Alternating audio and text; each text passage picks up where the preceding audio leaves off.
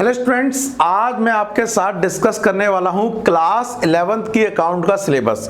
सबसे पहले तो कॉन्ग्रेचुलेशंस क्लास 11th में आने के लिए, क्योंकि अगर आप सिलेबस चेक कर रहे हैं तो ये मान के चल रहे 10th से आप अभी क्लास 12th में नहीं 11th में आए हैं और आप ये जानना चाहते हैं कि क्लास 11th की अकाउंट का सिलेबस क्या है। वेल, मैं वैसे तो आज अकाउंट का सिलेबस बताने वाला हूँ, लेकिन अगर आप चाहते हैं कि मैं इनकी बुक्स भी बता दूं कौन कौन सी लगेंगी और इकोनॉमिक्स, अकाउंट, बीएसटी का सारा सिलेबस डिस्कस कर दूं कि कौन कौन सी बुक लगती है कॉमर्स में, तो भी आप मुझे बताएंगे तो मैं वो डिस्कस कर दूंगा। तो चलिए शुरू करते हैं। मेरा नाम है रवि कश्यप और आप देख रहे हैं अकाउंट्स की 95 प्लस सीरीज।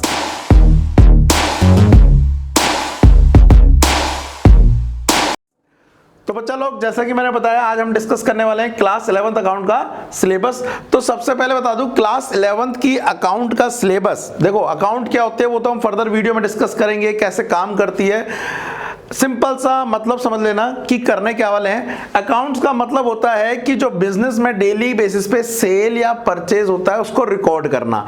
अब ऐसा तो नहीं कर सकते कि हम पूरे साल में हमने कितना सामान खरीदा है, बेचा, वो सारा याद कर लें, क्योंकि नहीं, सबकी मेमोरी कम होती है, एक लिमिटेड होती है। वो सारा किसको बेचा, कितने का बेचा, 3400 का बेचा, 6400 का बेचा, ये सब हम याद नहीं रख सकते हैं। इसलिए हम उसे क्या कर लेते हैं, रिकॉर्ड कर लेते हैं। तो उस रिकॉर्डिंग को यहां पर एक सब्जेक्ट बना दिया गया जिसको बोलते हैं अकाउंट्स। ठीक है, अकाउंट मतलब गिनना एक तरह से। तो अगर मैं टोटल बताऊं तो बेटा, ये जो आपका सब्जेक्ट है ये टोटल 100 मार्क्स का क्लास 11th के अंदर, अभी मैं ये सीबीएसई के लिए डिस्कस कर रहा हूं। उस 100 मार्क्स में से इसके 3 सेक्शन किए गए हैं। अगर मैं बताऊं तो दो सेक्शन मेनली हैं। एक तो है 80 मार्क्स का जिसका आपका एग्जाम होगा और एक है 20 मार्क्स का। अब जो 20 मार्क्स है वो तो आपके प्रैक्टिकल हो गया। अगर मैं बोलूं तो प्रैक्टिकल मतलब हो सकता है इसके ऊपर डेमो के लिए आपको एक फाइल दी जाए बनाने को, उसमें से आप पे वाइवा पे कुछ क्वेश्चन कर ले जाएं, तो उसकी तो बात अब हम नहीं करेंगे, वो अलग है। रही बात अब कितनी, 80 मार्क्स की। 80 मार्क्स का आपका एग्जाम आएगा, एग्जाम होगा फाइनली। तो इस 80 मार्क्स में से कितनी यूनिट बनी है, यूनिट 1 बनी है एक, यूनिट 2 बनी है एक और यूनिट 3 बनी है एक। अब इसको भी 2 पार्ट में बोल दिया गया, अकाउंटिंग 1 और अकाउंटिंग 2।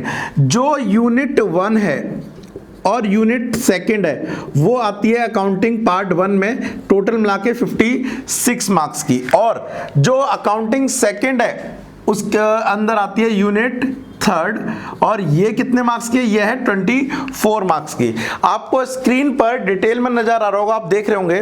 टोटल ये जो है वो थ्योरी 80 मार्क्स का है, जिसके अंदर आपको दिख रहा है पार्ट ए फाइनेंशियल अकाउंटिंग 1, जिसके अंदर यूनिट 1 दिख रही होगी आपको, क्या, थ्योरेटिकल फ्रेमवर्क। यूनिट 2 है और ये है अकाउंटिंग प्रोसेस। नोटिस करिए, थ्योरेटिकल फ्रेमवर्क 12 मार्क्स की है, ठीक है, जिसमें आपको थ्योरेटिकली बताया जा रहा है कि अकाउंट्स क्या होता है या अकाउंटिंग क्या होता है, अकाउंटेंसी क्या होता है, बहुत सारी चीजें आपको थ्योरेटिकली बताई जाएंगी। देन उसके बाद जो रिकॉर्डिंग का प्रोसेस चालू होता है वो यूनिट 2 से चालू होता है कि एक्चुअल में हम किसी बिजनेस की ट्रांजैक्शन को रिकॉर्ड कैसे करते हैं। तो वो अकाउंटिंग प्रोसेस टोटल शुरू से लेकर एंड तक जितनी मार्क्स का आएगा वो है 44 मार्क्स का आएगा। इन 12 और 44 मार्क्स को मिला के ही 56 मार्क्स का ये अकाउंटिंग फर्स्ट बना है, फाइनेंशियल अकाउंटिंग यूनिट 1 और यूनिट 2 को मिलाकर।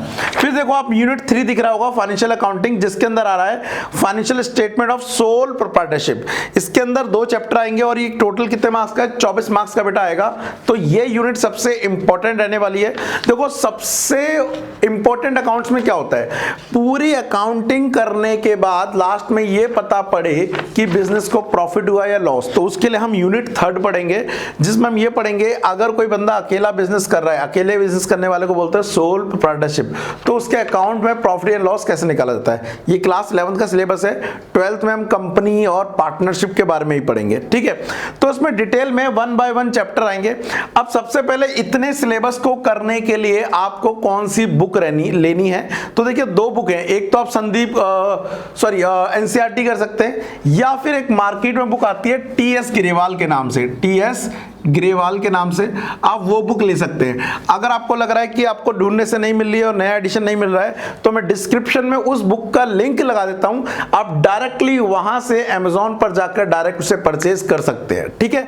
उसमें आपको ये सारी यूनिट डिटेल में with practical problem with solution and practice question भी आपको वहां पर करने को मिल जाएंगे।